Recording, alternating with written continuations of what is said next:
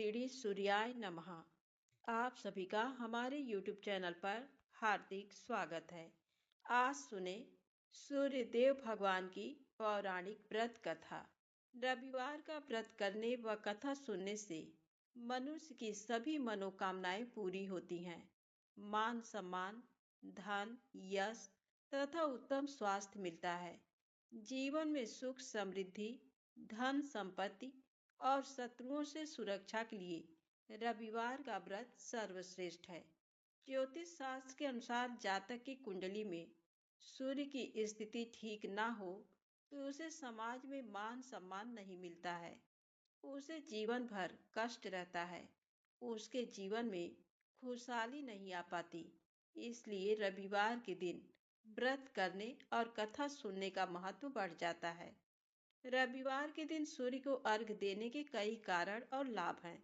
कहते हैं कि सुबह के सूर्य की आराधना से सेहत बनती है, रोग मिटते हैं। दोपहर की सूर्य आराधना से नाम और यश बढ़ता है और शाम के समय की आराधना से जीवन में संपन्नता आती है। माना जाता है कि सुबह के समय सूर्य को जल चढ़ाते समय इन किरणों के प्रभाव से रंग संतुलित हो जाते हैं और साथ ही साथ शरीर में प्रतिरोधात्मक शक्ति बढ़ती है। रविवार व्रत की पौराणिक कथा के अनुसार प्राचीन काल में एक बुढ़िया माई रहती थी। वह नियमित रूप से रविवार का व्रत करती। रविवार के दिन सूर्योदय से पहले उठकर बुढ़िया माई स्नान आदि से निवृत्त होकर आंगन को गोबर से लीपकर स्वच्छ करती। उसके बाद सूर्य भगवान की पूजा करते हुए रविवार व्रत कथा सुनकर सूर्य भगवान का भोग लगाकर दिन में एक समय भोजन करती। सूर्य भगवान की अनुकंपा से बुढ़िया माई को किसी प्रकार की चिंता एवं कष्ट नहीं था। धीरे धीरे उसका घर धन धान्य से भर रहा था। उस बुढ़िया माई को सुखी होते देख उसकी पड़ोसन उससे जलने लगी। बुढ़िया माई कोई गाय नहीं पाल रखी थी, अतः वह अपनी पड़ोसन के आंगन में बंधी गाय का गोबर लाती थी। एक दिन पड़ोसन ने कुछ सोचकर अपनी गाय को घर के भीतर बांध दिया। रविवार के दिन गोबर ना मिलने से बुढ़िया माई अपना आंगन नहीं लीप सकी। आंगन न लीप पाने के कारण उस बुढ़िया माई ने सूर्य भगवान को भोग नहीं लगाया और उस दिन स्वयं भी भोजन नहीं किया। सूर्यास्त होने पर बुढ़िया माई भूखी प्यासी सो गई। प्रातःकाल सूर्योदय से पूर्व उस बुढ़िया माई की आंख खुली तो वह अपने घर के आंगन में सुंदर गाय और बछड़े को देखकर हैरान हो गई। गाय को आंगन में बांधकर उसने जल्दी से उसे चारा लाकर खिलाया। पड़ोसन ने उस बुढ़िया माई के आंगन में बंधी सुंदर गाय और बछड़े को देखा तो वह उसे और अधिक जलने लगी। तभी गाय ने सोने का गोबर किया। गोबर को देखते ही पड़ोसन की आंखें फट गई। पड़ोसन ने उस बुढ़िया को आसपास न देखकर तुरंत उस गोबर को उठाया और अपने घर ले गई तथा अपनी गाय का गोबर वहां रख आई। सोने के गोबर से पड़ोसन कुछ ही दिनों में धनवान हो गई।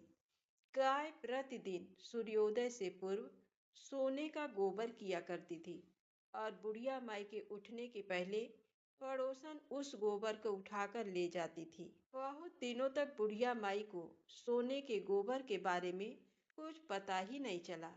बुढ़िया माई पहले की तरह हर रविवार को भगवान सूर्य देव का व्रत करती रही और कथा सुनती रही। लेकिन सूर्य भगवान को जब पड़ोसन की चालाकी का पता चला तो उन्होंने एक दिन तेज आंधी चलाई। आंधी का प्रकोप देखकर बुढ़िया माई ने गाय को घर के भीतर बांध दिया। सुबह उठकर बुढ़िया माई ने सोने का गोबर देखा तो उसे बहुत आश्चर्य हुआ। उस दिन के बाद बुढ़िया माई गाय को घर के भीतर बांधने लगी। सोने के गोबर से बुढ़िया माई कुछ ही दिन में बहुत धनी हो गई। उस बुढ़िया माई के धनी होने से पड़ोसन बुरी तरह जल भुनकर राख हो गई और उसने अपने पति को समझा बुझाकर उसे नगर के राजा के पास भेज दिया। सुंदर गाय को देखकर राजा बहुत खुश हुआ। सुबह जब राजा ने सोने का गोबर देखा तो उसके आश्चर्य का ठिकाना न रहा। उधर सूर्य भगवान को भूखी प्यासी बुढ़िया को इस तरह प्रार्थना करते देख उस पर बहुत करुणा आई। उसी रात सूर्य भगवान ने राजा को स्वप्न में कहा, राजा, बुढ़िया की गाय व बछड़ा तुरंत लौटा दो, नहीं तो तुम पर विपत्तियों का पहाड़ टूट पड़ेगा, तुम्हारा महल नष्ट हो जाएगा। सूर्य भगवान के स्वप्न से बुरी तरह भयभीत राजा ने प्रातः उठते ही गाय और बछड़ा बुढ़िया माई को लौटा दिया। राजा ने बहुत सा धन देकर बुढ़िया माई से अपनी गलती के लिए क्षमा मांगी। राजा ने पड़ोसन और उसके पति को उनकी इस दुष्टता के लिए दंड दिया। फिर राजा ने पूरे राज्य में घोषणा कराई कि सभी स्त्री पुरुष रविवार का व्रत किया करें। रविवार का व्रत करने से सभी लोगों के घर धन धान्य से भर गए। राज्य भर में चारों ओर खुशहाली छा गई। स्त्री पुरुष सुखी जीवन यापन करने लगे तथा सभी लोगों के शारीरिक कष्ट भी दूर हो गए। तो प्रेम से बोले, सूर्यदेव भगवान की जय हो। अब आइए सुने सूरज भगवान की दूसरी पौराणिक कथा। एक राजा था, एक रानी। उनके पास सिपाही, घोड़े, दास दासियां, धन दौलत सब कुछ था। सिर्फ उन्हें संतान नहीं थी। इसी कारण राजा रानी बहुत ही दुखी रहते थे। संतान प्राप्ति के लिए उन्होंने हर तरह का दान धर्म, धार्मिक अनुष्ठान, जप मंत्र, व्रत, पूजा पाठ किए, लेकिन कोई फायदा नहीं हुआ। अब राजा रानी दोनों ही बुढ़ापे की ओर बढ़ते गए और गहन सोच में पड़ गए। अब हमारे इतने बड़े राज्य का क्या होगा? कौन बनेगा इस राज्य का वारिस? कौन लेगा प्रजा की जिम्मेदारी? राजा रानी दिन रात इसी चिंता में घुलने लगे। उन्हें खाने पीने की भी सुधि नहीं रहती। तो एक सुबह राजा के दरबार में एक साधु महाराज आते हैं। तो दासी जाकर रानी से बताती है। तब रानी दासी से कहती हैं, ये मेरा अंतिम दान धर्म है। इसके बाद मैं अपने हाथों से कोई दान धर्म नहीं करूंगी।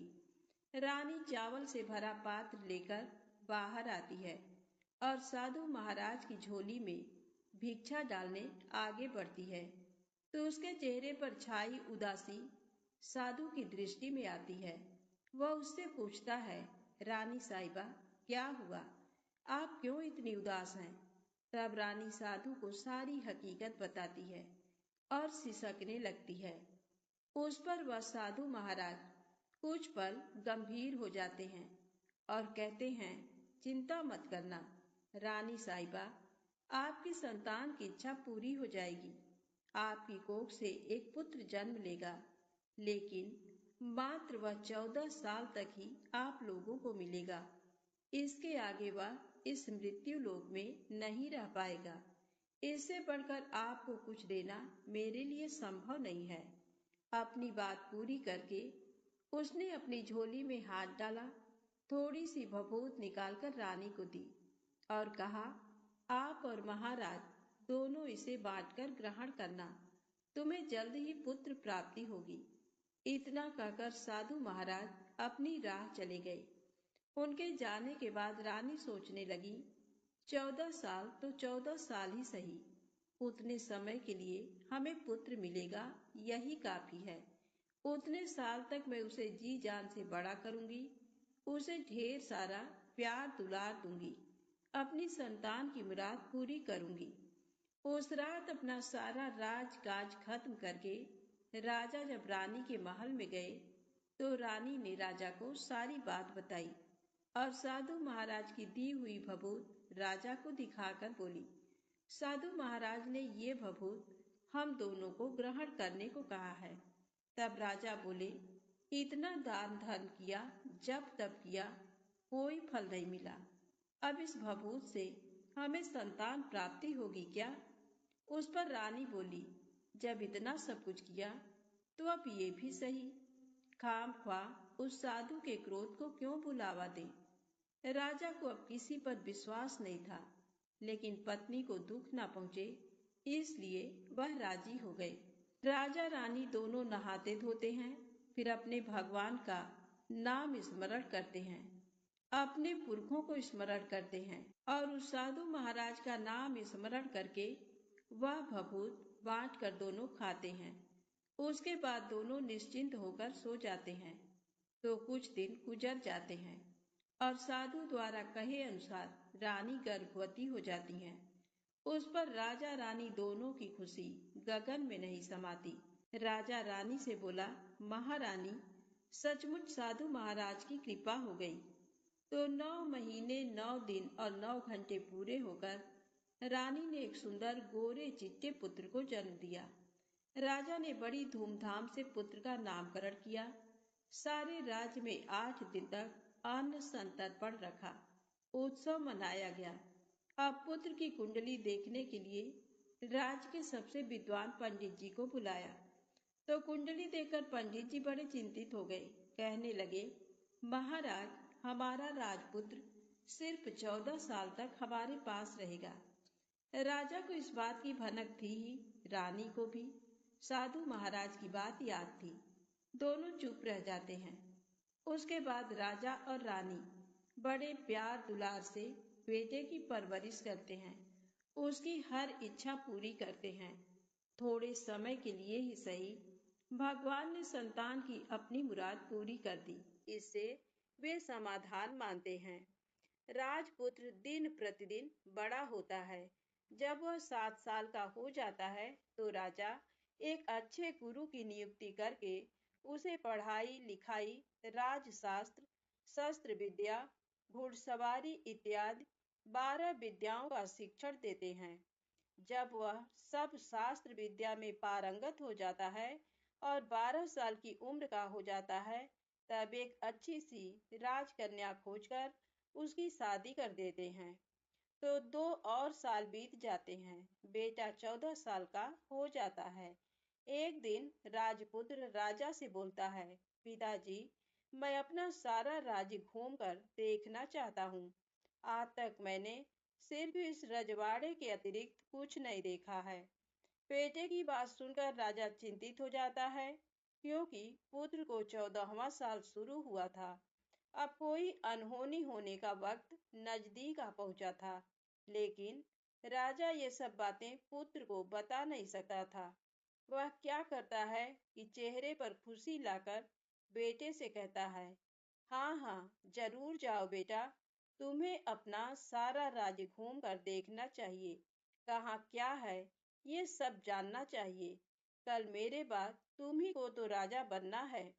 मात्र एक बात का ध्यान रखें, तुम जहाँ जा रहे हो, क्या कर रहे हो, ये बात अपनी पत्नी को नहीं बताना। पुत्र कहता है, ठीक है पिताजी, आपने जो कहा है मैं वैसा ही करूंगा। राजपुत्र दिन भर अपनी पत्नी के साथ मौज मस्ती करता है, खुशियां मनाता है और रात को ठीक 12 बजे बिस्तर से उठकर बाहर चला जाता है। फिर पौ फटने से पहले वापस अपने महल में आकर सो जाता है। ऐसे बहुत दिनों तक चलता रहा। अब पुत्र का 14वां साल खत्म होने में कुछ दिन ही बाकी रहते हैं। इतने में उसकी पत्नी यानी छोटी रानी रात में जाग जाती हैं। वह देखती हैं कि बिस्तर पर राजपुत्र नहीं है। वह महल में सब जगह देखती हैं, तो राजपुत्र कहीं भी नजर नहीं आता। तो वह क्या करेगी, किससे कहेगी? वह चुपचाप रहती है। फिर भोर होने पर वह देखती है कि उसका पति अपनी जगह सोया हुआ है। वह पति से कुछ नहीं पूछती, लेकिन दूसरी रात भी वैसे ही होता है। तीसरी रात, चौथी रात, ऐसे बहुत दिन तक चलता है। रानी बहुत ही चिंतित हो जाती है। पति रात को जाता कहाँ है, किससे मिलने जाता है? उसके मन में ढेर सारे सवाल उठते हैं, लेकिन उसे पूछने में डर लगता है। शायद पति गुस्सा कर बैठे। सास ससुर से पूछने के बारे में सोचा तो उसकी कुल मर्यादा बीच में आ जाती थी। तो इस तरह मन ही मन वह कुढ़ती रहती थी। इस हालत में उसे खाने पीने में दिलचस्पी नहीं होती। वह दुबली पतली हो जाती है। तो उस राज्य में फूल बेचने वाली एक बूढ़ी मालिन थी।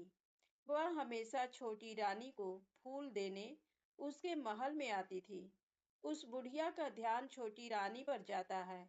वह उससे पूछती है, बेटी, तुम्हें किस बात का दुख है? तुम इस तरह सूखकर कांटा क्यों बनी हो? उस पर रानी कहती है, क्या बताऊं तुम्हें अम्मा, तुम्हारा राजपुत्र हर रात बिस्तर पर से उठकर कहीं चला जाता है और सुबह भोर होते ही वापस आकर सोता है। वह कहाँ जाता है? प्रेमिका से मिलने जाता है क्या? ये सोच सोचकर मैं अन्न जल ग्रहण नहीं कर पाती और सूख सूख कर इस तरह कांटा बन गई हूँ। बुढ़िया सब बात सुनकर उसे एक उपाय बताती है।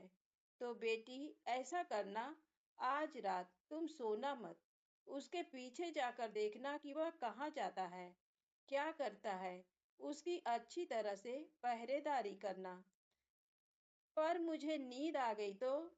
तुम्हें नींद ना आए, इसलिए एक काम करना, अपने बाएं हाथ की उंगली में एक जख्म करना, उस पर थोड़ी सी मिर्च छिड़कना। उससे तुम्हें बड़ी जलन होगी और उस पीड़ा से तुम्हें रात भर नींद नहीं आएगी। रानी बुढ़िया के कहे अनुसार करती हैं। उंगली की जलन से उसे बड़ी देर तक नींद नहीं आती, लेकिन बाद में वह सो जाती है। दूसरे दिन सुबह बुढ़िया फूल लेकर उसके महल में पहुंचती है और पूछती है, क्या हुआ बेटी, देख पाई? पति कहाँ जाता है? रानी कहती है, नहीं अम्मा, पहले कुछ समय जलन के कारण मुझे नींद नहीं आई, पर कुछ देर पश्चात मैं सो गई। बुढ़िया कहती है, कोई बात नहीं, तुम उंगली पर पहले से थोड़ा बड़ा जख्म करना और ज्यादा मिर्च लगाना। तो रानी वैसे ही करती है, परंतु वह सिर्फ पति के बिस्तर से उठकर बाहर निकलते वक्त तक जाग पाई।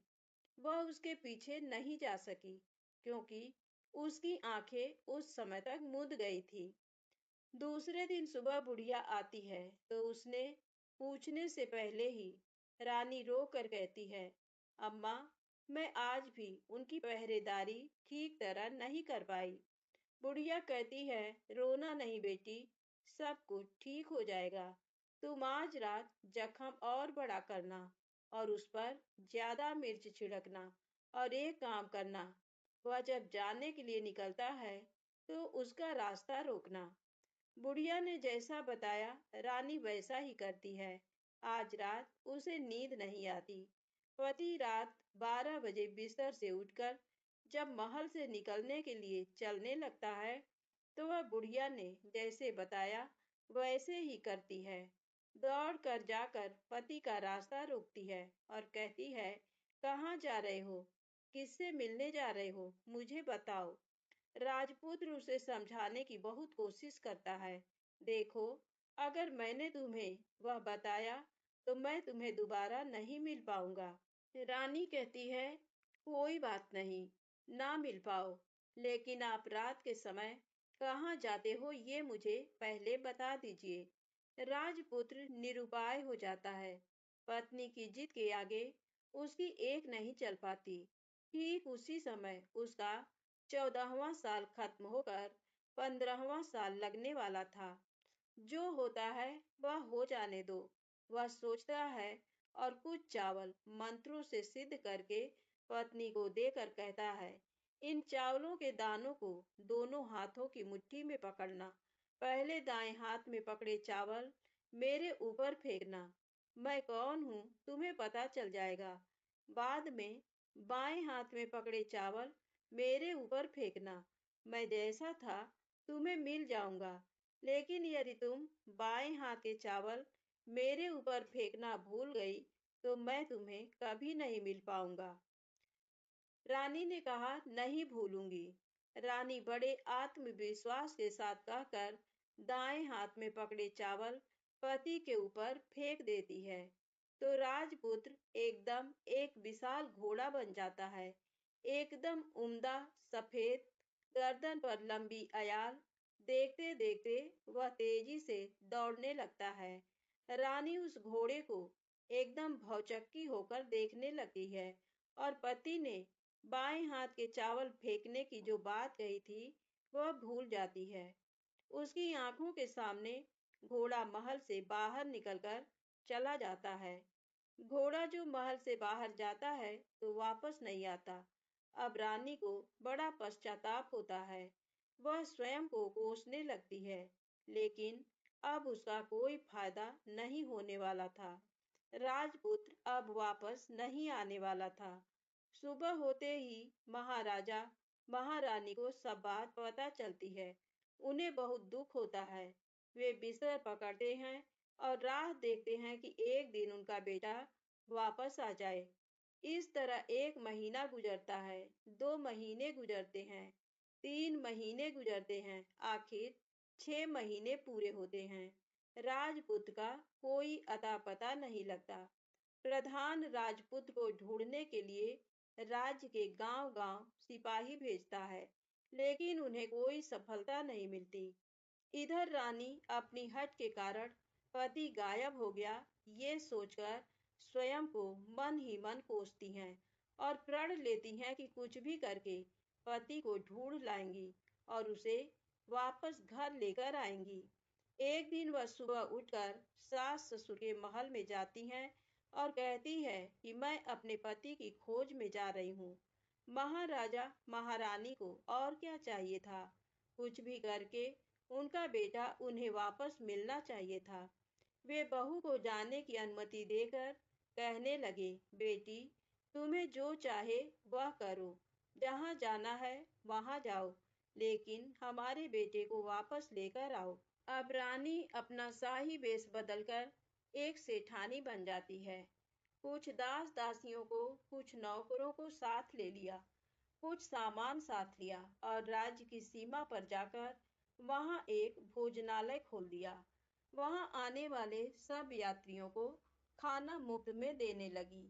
मात्र एक शर्त रखी कि खाने वाले को उसकी देखी कोई अजीब चीज उसकी मालकिन को यानी राजकन्या को बतानी पड़ेगी। तो वहां आने वाला हर नागरिक अपनी तरफ से मैंने ये देखा, मैंने वह देखा कहकर वहां से मुफ्त खाना खाकर जाता था। परंतु रानी को जो बात चाहिए थी वह अब तक मिली नहीं थी। ऐसे ही कुछ दिन बीत गए तो इधर क्या होता है कि रानी के महल में फूल लेकर जाने वाली बुढ़िया के एक बेटा और बहू थे। उनका एक छोटा बेटा था, यानी बुढ़िया का एक पोता था। तो बेटा और बहू सुबह काम के लिए निकलते थे तो पोते को संभालने की जिम्मेदारी बुढ़िया पर रहती थी। बुढ़िया दिन भर पोते को संभालती थी। एक दिन बुढ़िया को पान खाने की आदत थी, तो पान लगाने के लिए चूना चाहिए था। वह उसे तैयार करने के लिए सीपियां लेकर आई। इन सीपियों को भूनने के लिए गोबर के कंडे चाहिए थे। कंडे इकट्ठा करने के लिए वह बांस की टोकरी लेकर चरवाहे के मैदान में गई। वहां बहुत सारे कंडे थे। उन्हें जमा करते करते उसे घर आने में अंधेरा हो गया।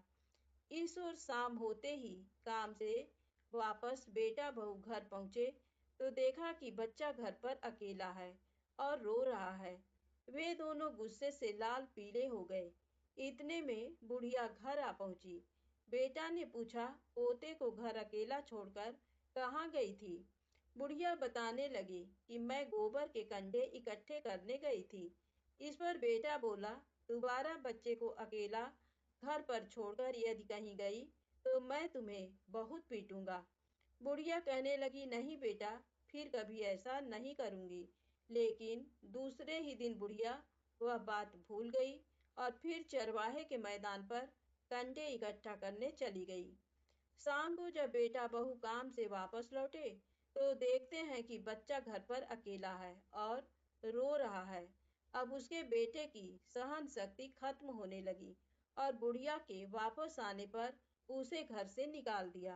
बुढ़िया रात भर घर के बाहर अंधेरे में बैठी रही और सुबह होते ही हाथ में टोकरी लेकर कंडे इकट्ठा करने के लिए निकल गई। उस दिन उस पर कंडे इकट्ठा करने का मानो पागलपन सवार था। कंडे इकट्ठा करते करते कब अंधेरा छा गया उसे मालूम ही नहीं चला। उसे जब ध्यान आया तो गांव का रास्ता भी ठीक तरह से दिखाई नहीं दे रहा था। वह अंधेरे में आंखें फाड़कर देखती देखती किसी तरह आगे निकल पड़ी। तो होता क्या है कि एक कपिला गाय छन छन की आवाज करते, गले की घंटी बजाते ठुमक कर उस मैदान पर आ गई। उसे देखकर बुढ़िया सोचने लगी कि इस गाय के पीछे पीछे जाऊंगी तो गांव तक पहुंच जाऊंगी। तब बुढ़िया उसके पीछे पीछे जाने लगी। वह गाय क्या करती है कि उस मैदान से लेकर एक एक करके 6 मैदान पार करती है। आखिर में वह 7वें मैदान पर पहुंचती है। तो वहां क्या होता है कि उस मैदान पर एक बड़ा सा पत्थर है। गाय जाकर उस पत्थर को अपना सींग मारती है। सींग मारा तो वह पत्थर दूर हट गया और पाताल में नीचे जाने की सीढ़ियां दिखाई देने लगी। तब वह गाय उन सीढ़ियों से नीचे जाने लगी। बुढ़िया वह सब देखती रही और झट जाकर गाय की पूंछ को पकड़ लिया। पूंछ पकड़कर वह गाय के साथ नीचे पाताल में पहुंच गए। पाताल में पहुंचते ही तुरंत गाय की पूंछ छोड़ दी और इधर उधर देखने लगी। वहीं से बुढ़िया ने देखा कि पाताल में सब जगह जगमगाहट है। दिया दीप जलते हैं और तेज रोशनी गाय के ऊपर पड़ती है और वहां अद्भुत घटनाएं घटने लगी। गाय के नीचे जाते ही उसके गले में अपने आप सांकल पड़ गई और छम छम करके कोई दुधाड़ी में गाय का दूध दूहने लगी। लेकिन जो भी कोई वह कर रहा है वह मात्र दिखाई नहीं दे रहा। बुढ़िया बहुत घबरा गई, कहाँ आकर फंस गई। वह सोचने लगी और यहाँ वहां छिपने के लिए जगह ढूंढने लगी। लेकिन उसे कहीं भी जगह नहीं मिली। हर जगह उजाला ही उजाला था। तो वह यूं एक कोने में खड़ी रह गई और जो कुछ सामने हो रहा था उसे चुपचाप देखने लगी। कुछ पल के बाद वहां झट से एक उम्दा सफेद घोड़ा आया। वहां 2 कुंड थे। उसमें से एक कुंड में उस घोड़े ने छलांग लगाई और ऊपर आ गया। अब उसे राजपुत्र का रूप प्राप्त हो गया। राजपुत्र बनने के बाद उसने दूसरे कुंड के पानी में स्नान किया। वहां रखे नए कपड़े पहने हैं। नजदीक ही एक सुंदर पलंग था। उस पर आकर वह बैठ गया। उसके सामने अपने आप 5 पकवानों की थाली आ गई। दूध की एक प्याली आ गई। पान सुपारी आ गए। उसके सामने एक दिया जलता रहा। राजपुत्र ने खाना खाया, दूध पिया, पान सुपारी खाया और बिस्तर पर लेट जाने से पहले सूर्य देव का स्मरण करके सामने जलते दिए से पूछा, दिए दिए दीपंकर, मेरे माता पिता क्या कर रहे हैं? दिया बताने लगा, बेटे के शोक में डूबे हैं। राज्य कौन संभाल रहा है? राज्य प्रधान संभालता है। मेरी पत्नी क्या करती है? उसने चौराहे पर भोजनालय शुरू किया है और आते जाते लोगों से वह नई खबर के बारे में पूछती है। दिए के ये कहते ही राजपुत्र कहने लगा, ठीक है। उसके बाद वह सो गया। बुढ़िया कोने में खड़ी रहकर ये सब देखती रही। ऐसी अद्भुत घटना उसने जिंदगी में पहली बार देखी थी। उसे अंदर ही अंदर चुलबुलाहट होने लगी। वह अपनी भूख प्यास भूल गई और आगे क्या होता है कि उसे उत्सुकता से देखने लगती है। लेकिन उसके बाद और कुछ घटनाएं नहीं घटी। रात गुजर गई और सुबह हो गई। सुबह होने पर पलंग पर सोया राजपुत्र उठा और फिर से पहले वाले कुंड में छलांग लगाई। तो अब वह फिर से घोड़ा बनकर कुंड से बाहर आ गया। बाहर आते ही वह तेजी से उस पाताल नगरी से बाहर निकल गया। लेकिन वह कहाँ गया, बुढ़िया को कुछ पता नहीं चला। उसके बाद पिछली रात की तरह कोई उस गाय का छम छम करके दूध दोहने लगा। जैसे ही दूध दुहाना खत्म हुआ, उसके गले की सांकल अपने आप खुल गई और वह गाय तेजी से ऊपर जाने वाली सीढ़ियां की ओर भागने लगी। गाय को दौड़ते देखकर बुढ़िया सोचने लगी, अब गाय के साथ यहाँ से ऊपर जाना ही समझदारी है, नहीं तो कोई मुसीबत आकर मेरे ऊपर टपक जाएगी। झट से उसने गाय की पूंछ पकड़ ली और गाय के साथ ऊपर आ गई। गाय जब ऊपर मैदान में पहुंची तो उस सुरंग का रास्ता अपने आप बंद हो गया और उसके मुंह पर एक बड़ा सा पत्थर पूर्ववत खड़ा हो गया। ऊपर आकर वह गाय जंगल की ओर निकल गई। इधर बुढ़िया एकदम बावली सी हो गई।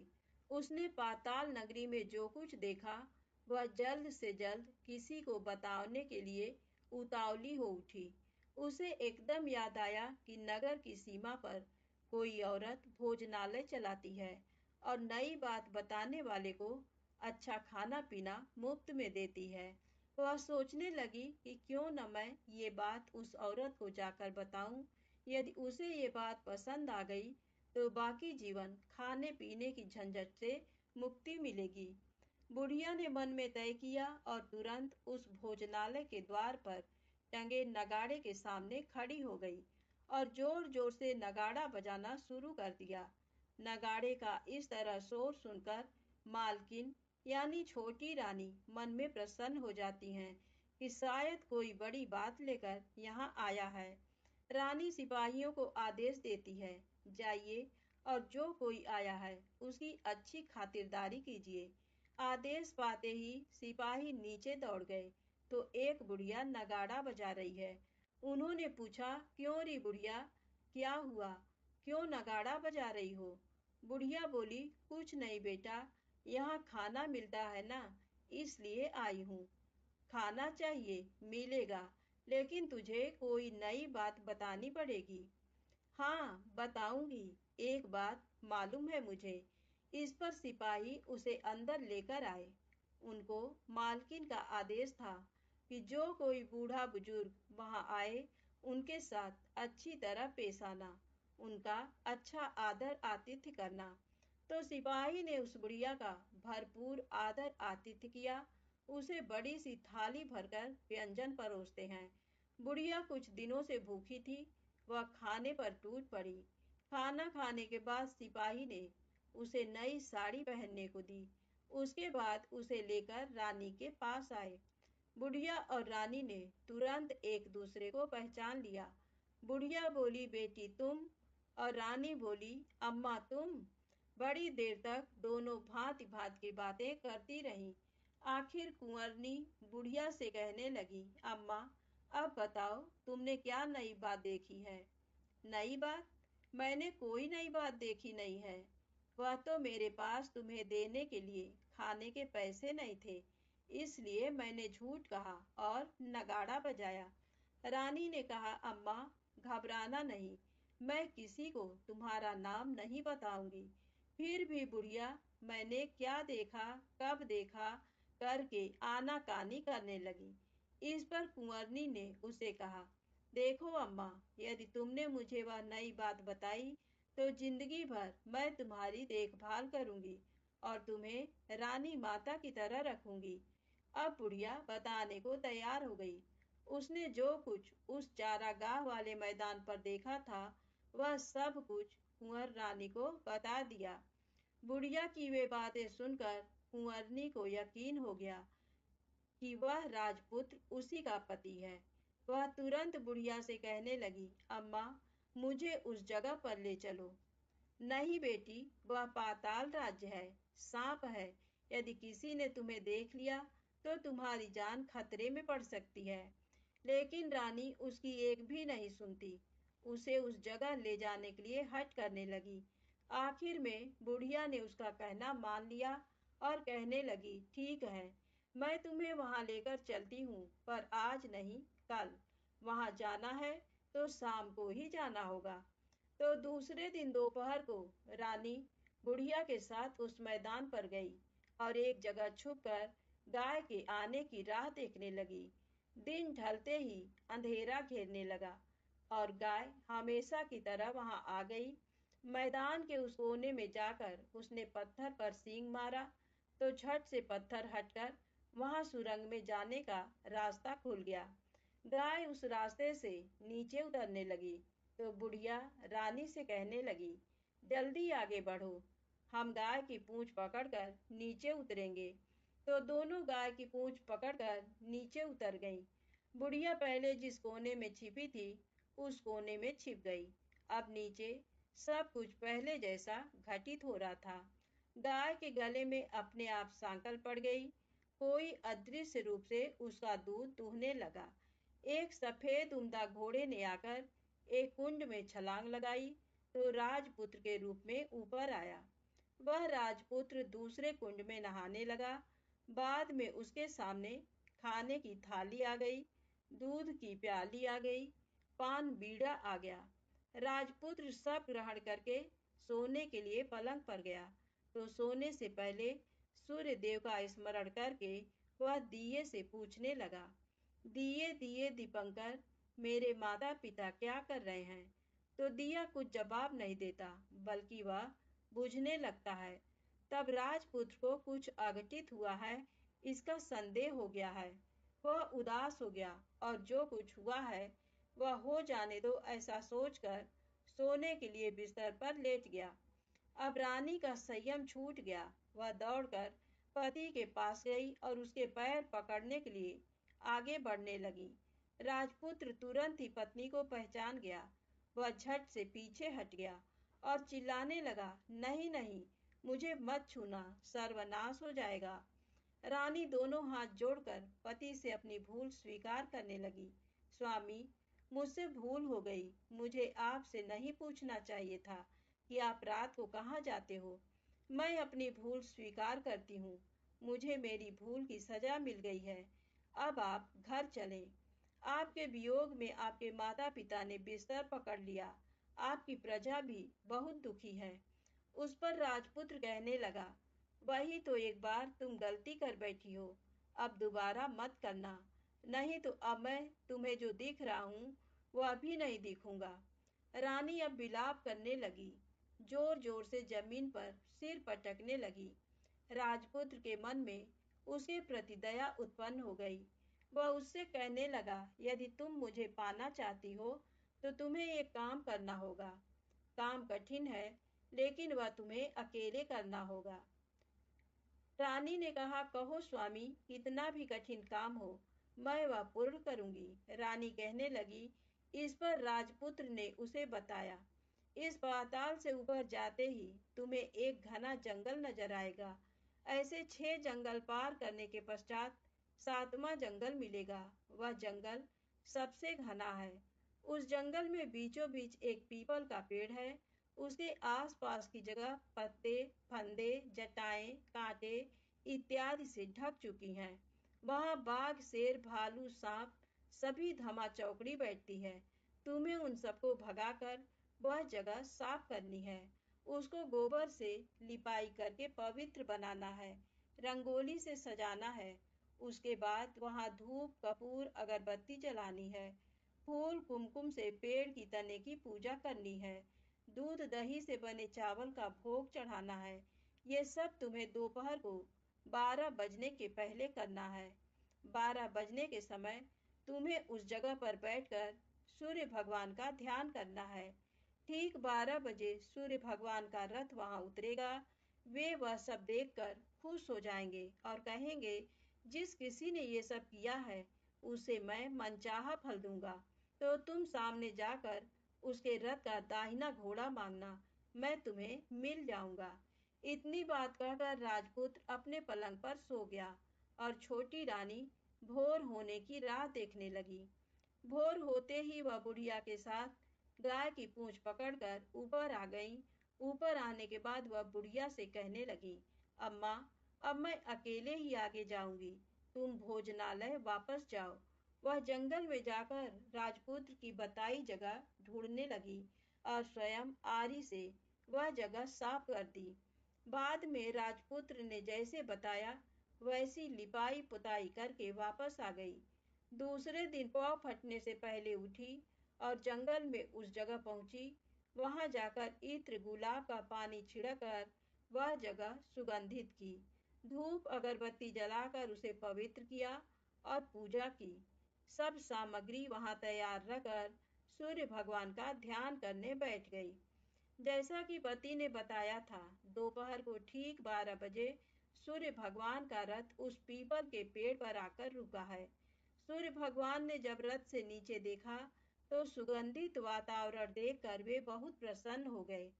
फिर वे बोले, जिस किसी ने ये काम किया है वह यहाँ आकर आज मुझसे कुछ भी मांगे, मैं उसे दे दूंगा। रानी ने जब ये शब्द सुने तो बिना समय गंवाए दौड़कर उनके सामने आ गई और उनको साष्टांग नमस्कार करके बोली, भगवान, वह मैं ही हूँ, मैंने ही ये जगह साफ की है। अच्छा, तो तुम्हें जो चाहिए वह मांगो। भगवान, मुझे मुझे आपके रथ का दाहिना घोड़ा चाहिए। सूर्य भगवान बोले, नहीं नहीं, मैं तुम्हें और कुछ भी दे सकता हूँ, लेकिन ये घोड़ा नहीं दे सकता। मेरे रथ के 12 घोड़े हैं, तुम चाहो तो कोई और घोड़ा मांग लो, लेकिन ये दाहिना घोड़ा नहीं, वह मैं तुम्हें नहीं दे सकता। छोटी रानी एक नहीं सुनी, वह सूर्यदेव से एक ही बात कह रही थी, वही दाहिना घोड़ा दे दीजिए, नहीं तो मैं आपके पैरों में गिरकर अपनी जान दे दूंगी। अब सूर्यदेव धर्म संकट में पड़ गए। उन्होंने वचन दे दिया था, अब अपने वचन से पलट भी तो नहीं सकते थे। तब सूरज भगवान ने बोला, मैंने तुम्हें घोड़ा दे दिया, लेकिन घोड़ा तो दिया है, वह तुम्हें यहाँ नहीं मिलेगा, तुम्हें उसे पाताल में जाकर लाना होगा। रानी बोली, पाताल में ही क्या भगवान, मैं उन्हें पाने के लिए कहीं भी जा सकती हूँ। रानी को वचन देकर सूर्यदेव अपने मार्ग चले गए और इधर रानी जंगल से अपने भोजनालय में आ गई। फिर वह बुढ़िया को लेकर उस मैदान पर आ गई। जल्दी ही शाम हो गई। शाम होते ही वहां वह गाय आ गई और उसने सींग मारकर सुरंग का पत्थर हटाया तथा नीचे उतरने लगी। रानी और बुढ़िया जल्दी जल्दी उसकी पूंछ पकड़कर नीचे उतर गईं। नीचे पाताल में सब घटनाएं पहले की तरह ही घटने लगी। घोड़े का एक कुंड में नहाकर राजपुत्र बन जाना, नहा धोकर पलंग पर जाकर बैठना, तो उसे खाने की थाली, दूध की प्याली आना, पान बीड़ा आना। लेकिन आज एक बात नई घटी। आज दो दो थाली, दो दो दूध की प्याली, दो दो पान बीड़े उसके सामने आए। वह कुछ नहीं बोला। अपने हिस्से की थाली खाकर, दूध पीकर और पान बीड़ा चबाकर वह सोने चला गया और हमेशा की तरह दिए से पूछने लगा, दिए दिए दीपंकर, मेरे माता पिता क्या करते हैं? दिया ने बताया, वे दोनों तुम्हारे शोक से मरने की स्थिति में पहुंच गए हैं। ऐसा झट से उसकी आंखों से आंसू टपकने लगे। फिर वह पूछने लगा, दिए दिए दीपंकर, मेरा राज्य कौन चला रहा है? तुम्हारा राज्य प्रधान चला रहा है और वह सब कुछ हड़प चुका है। वह प्रजा पर बहुत अत्याचार कर रहा है। सुनकर राजपुत्र को बहुत गुस्सा आया। वह गुस्से से अपनी मुट्ठी भींचने लगा। अब वह पूछने लगा, दिए दिए दीपंकर, मेरी पत्नी क्या कर रही है? अब दिया कुछ नहीं बोला, चुप रहा। अब रानी का संयम जवाब दे गया। वह दौड़कर पति के गले लग गई। अब मैं तुम्हें मिल गया, राजपुत्र कहने लगा। सच कहते हो, अब आप फिर से घोड़ा तो नहीं बनेंगे? नहीं, दोबारा घोड़ा नहीं बनूंगा। तुमने जो इतने सारे कष्ट उठाए हैं मुझे पाने के लिए, इसलिए सूर्यदेव ने मुझे सदा के लिए घोड़े के जन्म से मुक्त कर दिया है। राजपुत्र ने बड़े प्यार से कहा और उसे गले लगाया, उसके आंसू पोंछे। कुछ देर पश्चात भोर हो गई तो गाय की श्रृंखला टूटकर वह ऊपर भूलोक जाने लगी। रानी, राजपुत्र और बुढ़िया उसकी पूंछ पकड़कर ऊपर आ गए। ऊपर आने पर वे सीधे भोजनालय में पहुंचे। वहां का सब सामान लोगों में बांट दिया और उसको ताला लगाकर अपने राज्य में लौट गए। राजपुत्र वापस आता और उसे तेवर देकर प्रधान घबरा गया। राजपुत्र ने उसे बंदी बनाकर कैद खाने में डाल दिया और राज्य की बागडोर अपने हाथ में ले ली। उसके बाद वह अपने माता पिता को मिलने उनके महल में गया। तब राजपुत्र क्या देखता है कि उसके माता पिता उसके शोक में अस्थि पंजर बने हुए हैं। पुत्र को वापस आया देखकर मरड़ा सन राजा रानी की आंखों से टप टप आंसू बहने लगे। इन दोनों ने पुत्र को गले लगाया, उसे प्यार से सहलाया। इतना होने के बाद उनके सेहत में एकदम सुधार आने लगा। वे अब बिस्तर से उठकर बैठ गए हैं। पुत्र को आशीष देने लगे। राजपुत्र के आने की खबर तुरंत राज्य भर में फैल गई।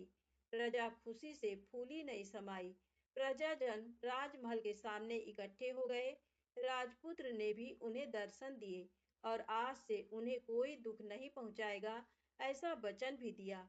अब राजा अपने पुत्र का राज्याभिषेक करके उसे सिंहासन पर बिठाता है और बहू को महारानी का दर्जा देता है और स्वयं अपनी पत्नी के साथ ईश्वर स्मरण करते खुशी से दिन बिताता है। महाराजा बना राजपुत्र अच्छी तरह से राज्य चलाने लगा और अपनी पत्नी के साथ सुख शांति से जीवन बिताने लगा। उस बुढ़िया को रानी ने अपने पास ही रख लिया। उसकी अच्छी तरह से देखभाल करने लगी। बुढ़िया और उसके बुढ़ापे के दिन खुशी से गुजरने लगे। प्रेम से बोले, सूरज भगवान की जय हो।